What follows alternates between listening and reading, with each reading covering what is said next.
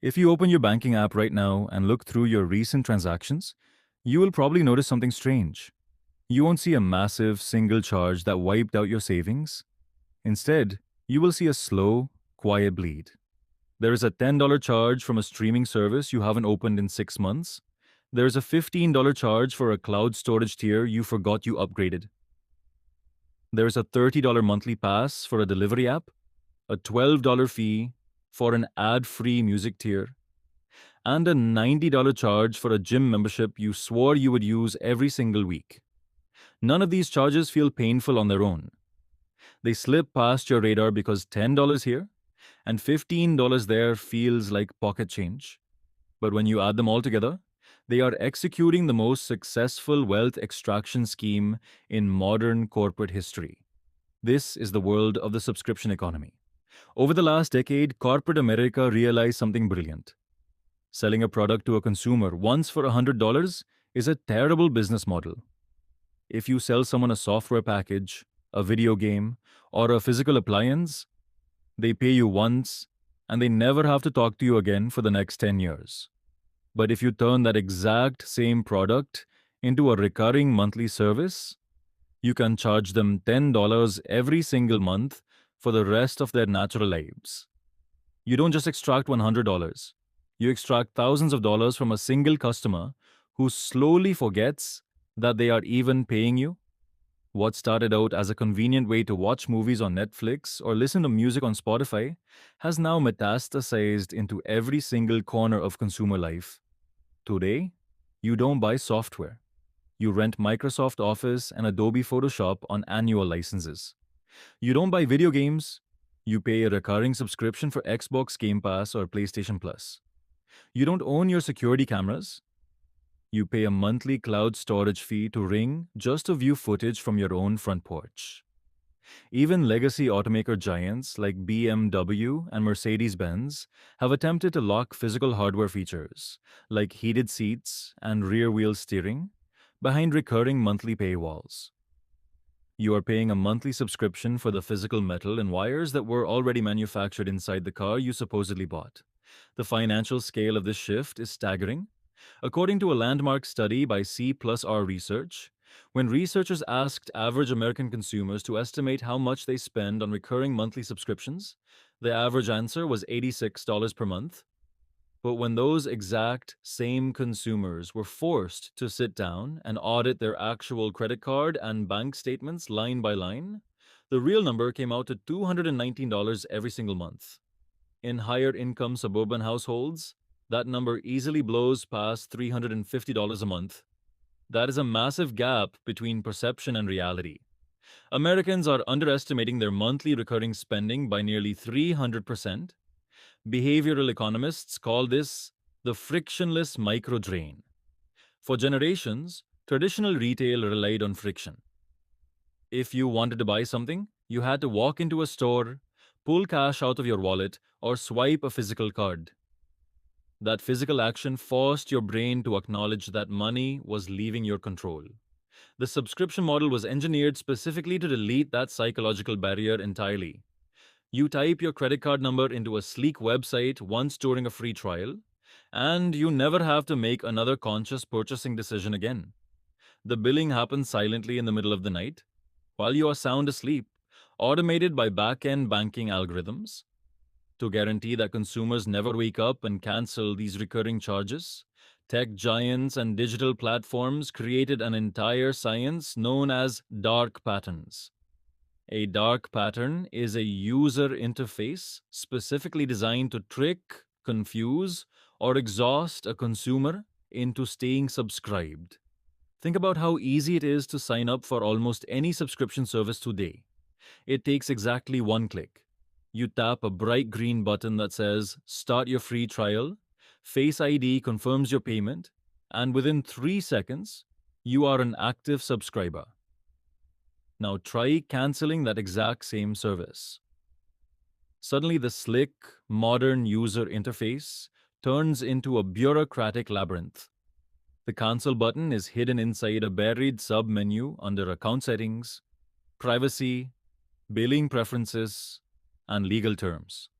When you finally find it, The platform doesn't just let you cancel, it throws you into a multi step exit gauntlet. You are forced to look at sad cartoon mascots begging you to stay. You are offered discounted teaser rates for the next 3 months. You are warned that all your personal data, saved playlists, and account history will be permanently deleted if you proceed. And if you survive all three confirmation screens, some companies will still force you to call a customer retention hotline during East Coast business hours just to speak to a trained representative whose sole job is to refuse your cancellation. This artificial friction is deliberately manufactured to exploit human inertia. Companies know that if they make the cancellation process take 15 minutes of frustrating effort, 80% of people will say, I will just deal with this next weekend. But next weekend turns into next month, and next month turns into another year of $12 automatic debits. The industry calls these zombie subscriptions.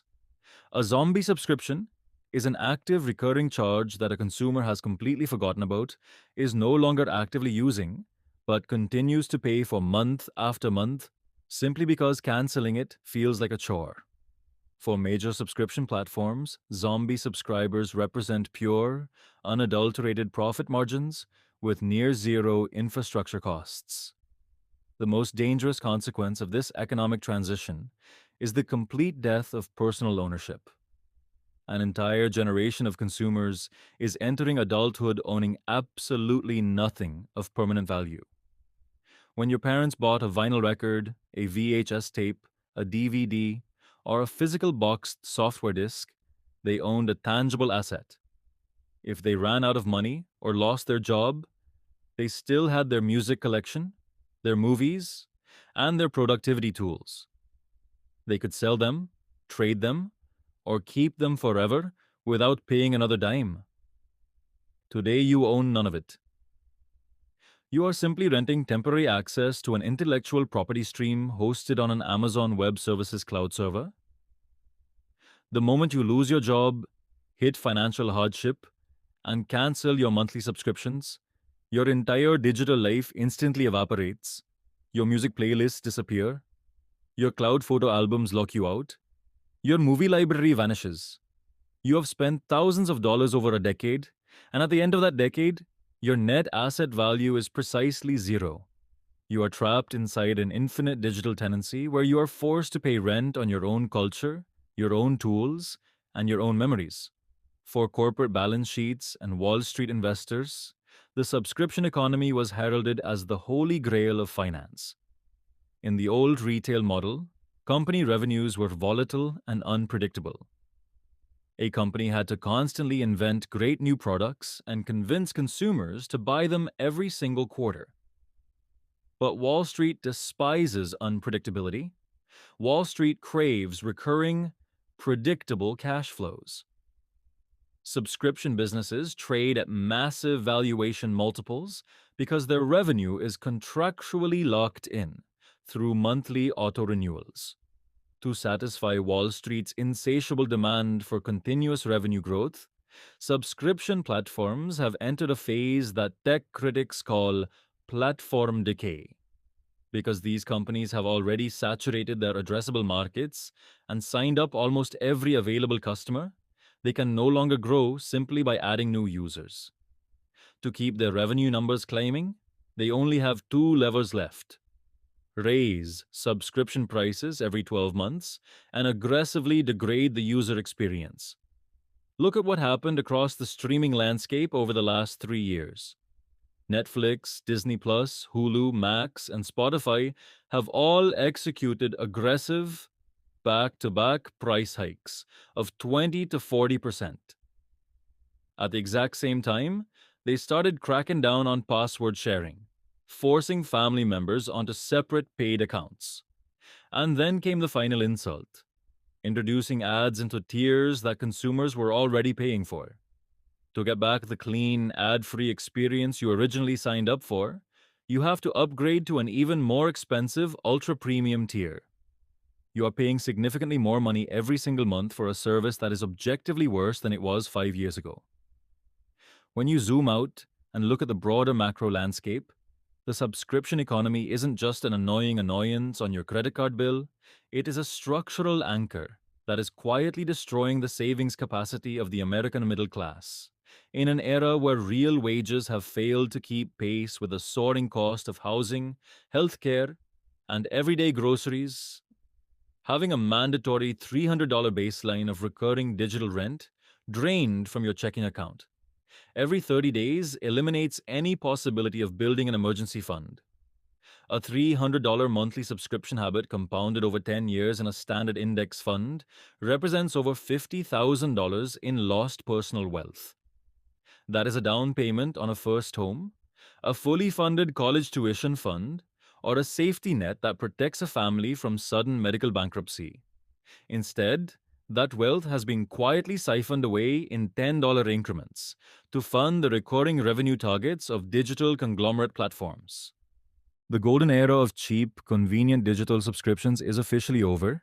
What started as an effortless, customer friendly model has morphed into an aggressive financial extraction machine designed to keep you permanently subscribed, permanently drained, and owning absolutely nothing. You don't need an economics degree to break the cycle. You just have to open your banking app, audit the charges hiding in plain sight, and start cutting the cords before they bleed you dry. If you want the raw, data backed financial truth that corporate media will never tell you, hit subscribe.